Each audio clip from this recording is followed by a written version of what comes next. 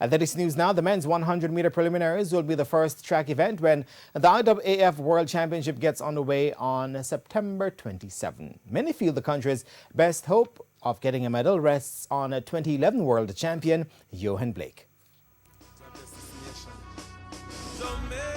This is TVJ's Primetime Sports Road to Doha 2019. Since 2005, Jamaicans have consistently won medals in the men's 100-meter event. During that time, the country has mined 4 golds, 1 silver and 4 bronze, with Usain Bolt finishing third at the last World Championships in London. The 2017 gold went to American Justin Gatlin, but former track and field coach, now analyst Earl Bailey, feels the 37-year-old is close to the end of the road.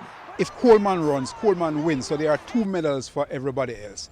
When you look at what Gatlin has done this year, Gatlin 987 I think it is, but he doesn't seem to be himself. I mean, I think age again will stop you, and I think age is catching up on Gatlin. The rounds might work against him, so I'm looking at the younger guys.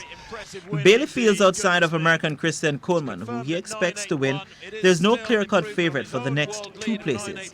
If he's sharp, if he seems to be quite confident, but if he's sharp enough, then I don't see the reason why Yohan cannot get a medal. But it's a toss-up.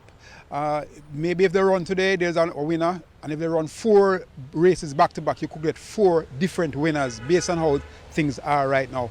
So if Yohan turns up in immaculate condition, you never know what he could place in the race. He could get a medal. But I think if Christian Coleman runs, he wins.